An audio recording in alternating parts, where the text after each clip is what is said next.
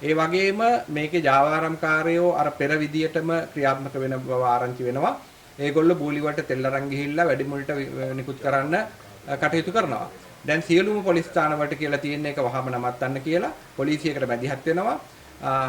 පොලිසිය වැරදිලාවත් ඒ වගේ දේවල් වලට මැදිහත් වුණොතින් මේ පොලිසිය නීතිමය මාර්ගයෙන් කටයුතු කරනවා කියන එක තහවුරු කරලා තියෙනවා. ඇත්තටම මේ වෙනකොට කනකාටු කියන්නේ ජනතාව මේ යුද්ධයේ ක්‍රියාවලියත් එක්ක අනවශ්‍ය විදිහට කලබල වෙලා ටෙලිෆෝනින් වලට ගිහිල්ලා තියෙනවා. මම දිගින් දිගටම පැහැදිලි කරා අපිට කිසිම කලබලයක් ඇති කරගන්න කිසිම හේතුවක් නැහැ. අපිට ප්‍රමාණවත් සංචිත මාසයකට වැඩි ප්‍රමාණයකට තියෙනවා. අපි පෙට්‍රල් ගත්තොතින් අපිට දැන් අතේ තියෙන තොග සහ ලැබෙමින් පවතින තොග කියලා කියන්නේ ලැබෙමින් පවතින තොග කියලා කියන්නේ මේ වෙනකොට දිවෙන්ට ළඟා වෙමින් පවතින තොගත් එක්ක ගත්තොත් දින 37කට ප්‍රමාණවත් අපිට පෙට්‍රල් ප්‍රමාණයක් තියෙනවා. ඩීසල් ගත්තොත් දවස් 31කට තියෙනවා. සුපිරි ඩීසල් දවස් 72කට තියෙනවා. ගුවන් යානා ඉන්ධන දවස් 47කට තියෙනවා. එතකොට මේ තත්ත්වයක් එක්ක ගත්තොතින් කිසිම හේතුවක් නැහැ ජනතාවට කලබල වෙන්න.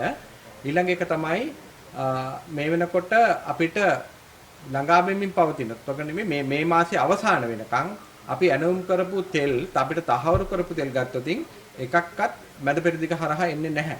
ඒවා ඔක්කොම එන්නේ ඉන්දියාවෙන් සහ සිංගප්පූරුවෙන්. එතකොට මේ වෙනකොට අපිට කිසිදු තෙල් තොග අවසන් වීමේ ගැටලුවක් මතුවෙන්නේ නැහැ.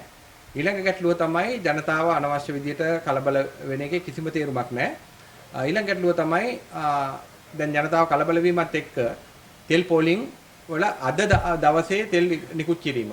අද දවසේ සාමාන්‍ය නිවාඩු දිනයක් හින්දා අපි තෙල් නිකුත් කිරීම කරන්න නෙවෙයි හිටියේ. නමුත් මේ තත්ත්වයේ උඩ සියලුම සේවකයෝ අපි අද සේවයට කැඳවලා තියෙනවා.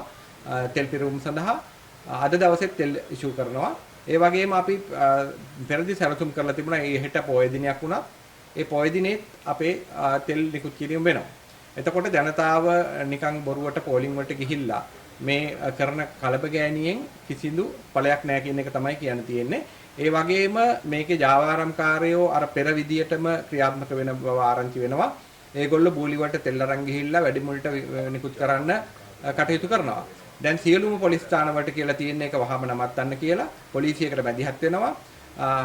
පොලිසිය වැරදිලාවත් ඒ වගේ දේවල් වලට මැදිහත් වුණොතින් මේ පොලිසිය නීතිමය මාර්ගයෙන් කටයුතු කරනවා කියන එක තහවුරු කරලා තියෙනවා.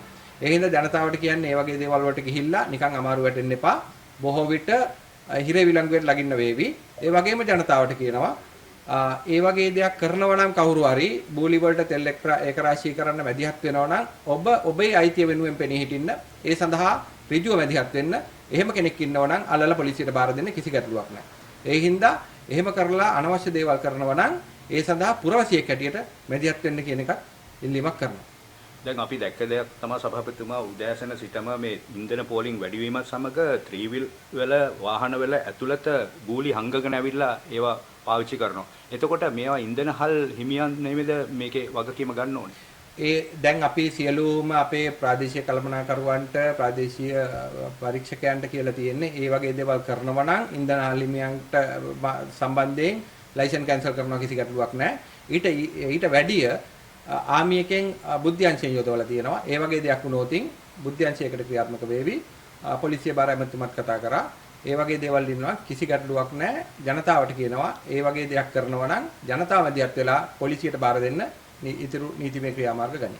දැන් අද සාමාන්‍යයෙන් ඉන්ධන හල් වල තියෙන සංචිත ඉවර වෙන්න පුළුවන් මේ විදිහට දිග පෝලින් තිබ්බාම. ඊගාවට ජනතාව හිතනවා මේ ඉන්ධන එන්නකම් වහලා තිබ්බොත් එහෙම ඉන්ධන ඉවර වෙලා මේ පෙට්‍රල් සෙට් වල කියලා. දැන් ඒකට පිළියම හැටියටද ඔබතුමන්ලා අදත් හෙටත් ඉන්ධන නිකුත් කරන්නේ? අනිවාර්යෙන්. අද අපි සාමාන්‍ය විදිහට ඉන්ධන නිකුත් කරන්න නෙවෙයි හිටියේ. ඒ හින්දා අපේ පෙරවුම් කටයුතු කරන සියලු දෙනා දැන් සේවයට කැදෙව්වා. දැන් සේවයට වාර්තා කරමින් ඉන්නේ. බවුසර් වලටත් එන්න කියලා කිව්වා.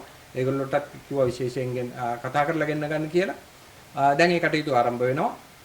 දැන් මේ වෙනකොට සමහර බවුසර් පුරවගෙන යනවා. මම දැක්කා මම සපුකස්කන්ධාරාවේ මේ වෙනකොට බවුසර් එතනින් පිට වෙන්න ආරම්භ වෙලා තියෙනවා. දැන් ඔබතුමා පැහැදිලි ප්‍රකාශයක් කරා මේ මැද පෙරදිග යුද්ධයක් තිබ්බට අපිට බලපාන්න නැහැ කියන කාරණාව. නමුත් ජනතාව දැනගත්ත ඊරානයේ යුද්ධ තියෙන දැක්ක ගමන් තමයි මේ පෝලිං වලට ආවේ. නැවත වතාවක් ඒක පැහැදිලි කරොත්. ඔව් නැවත වතාවක් පැහැදිලි කරොත් ඇත්තටම අපිට පහුගිය කාලෙත් අපි මේ මාසේ අන්තිම වෙනකනුත් මේ මගේ ගාව තියෙනවා සම්පූර්ණ අපි අනුම් කරපු ලිස්ට් එක.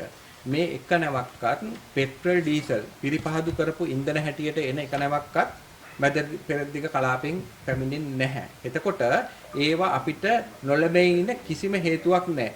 මම මේ කතා කරන්නේ දැන් මේ අපිට තහවුරු කරලා පුරවලා මග එන නැව් ටික ගැන නෙවෙයි. ඒ නැව් ටික අපිට අනිවාර්යෙන් එනවා. ඒ නැව් ටිකත් එක්ක ගත්තාට පස්සේ අපිට මාසෙකට එහා තෙල් තියෙනවා. එතකොට අපිට ඇනවුම් තහවුරු කරපු තෙල් ගත්තොත් අපිට කිසි ගැටලුවක් නැතුව යන්න පුළුවන්. තව මාස දෙකක් විතරයි. හරිද? එතකොට ඒ කිසි ගැටලුවක් වෙන්නේ නැහැ. එතකොට මම මේ කතා කරන්නේ ඒ දැන් අපි තෙල් පුරවලා දැන් මගට ආපු නැව් ටික නැති වුණත් ඒ මොහොතේ ඉඳලා සියලුම තෙල් නැති වුණත් අපිට මාසෙකට එහා තෙල් තියෙනවා. දවස් 37කට පෙට්‍රල් තියෙනවා. ඒ කියන්නේ දැන් හිතන්න අපිට මේ අපේ දිවයිනට ළඟා වෙමින් පවතින නැව් ඇර අනිත් සියලුම නැවතුණා කියලා. ඒ නැවතුණත් අපිට දවස් 37කට තෙල් තියෙනවා. ඩීසල්. දැන් පෝලිං වල ඉන්න කට්ටිය තවත් මේ වියක් ප්‍රකාශ කරනවා දැන් මේ තෙල් හිඟ වෙයි, තෙල් නැති වෙයි, ඇනවුම් නැති වෙයි. ඊට පස්සේ තෙල් මිල වැඩි වෙයි. ওই වගේ අදහස් තමයි මේ පෝලිං වල ඉන්න ජනතාව පවසන්නේ. ඉතින් ඒක හරීම කනගාටුයි කියන්නේ ජනතාවට මාස ගානකට තෙල් එහෙම සැලසුම් කරලා මේ කරලා තියාගන්න හැකියාවක් නැහැ. ඒකට ජනතාව තේරුම් ගන්න ඕනේ ජනතාව ගැන සමහර වෙලාවට ජනතාවට බියක් ඇති අර පෙර වගේ જાති ඇති වේවි කියලා. එහෙම නැත්නම් අපි විශ්වාසය නැතුව ඇති. හැබැයි ඊටමත්ම වගකීමෙන් කියන්නේ මේ වගේම ඉරානයට ගහපු මීට පෙර අවස්ථාවේදී මේ වගේම තත්ත්වයක් ආවා. ඒ වෙලාවේ අපි වගකීමෙන් කිව්වා රටේ තෙල් ලිංගයක් නැහැ කියලා. ඒ වගේම කිසි ගැටලුවක් උනේ නැහැ. අපි සංඛ්‍යා ලේඛන ඒ සියල්ලත් එක්ක කියන්නේ කිසියම් ආකාරයක ගැටලුවක් වෙන්නේ නැහැ. හැබැයි ඊටමත්ම පැහැදිලිව කියනවා අනවශ්‍ය විදියට තෙල් සංචිත රැස් කරන්න දඟලන කට්ටිය හිටියොත් ඒ කට්ටියට ගන්න ඕන ක්‍රියාමාර්ග දැඩි විදියට ගන්නවා. මේක තේරුම් ගන්න ඕනේ ජනතාව මේ රටේ දැන් තියෙන්නේ නීතිගරුක ආණ්ඩුවක්. නීති ආධිපත්‍යයට සියල්ල යටයි. ඒ හින්දා පෙර විදියට නෙවෙයි කවුරු හරි නීතියෙන් පිට කටයුතු කරනවා නම් ගෙවල් වලට හොයාගෙන ගිහිල්ලා හරි ඒ සංචිත රැස් කරපු කට්ටියට විරුද්ධව ක්‍රියාමාර්ග ගන්න.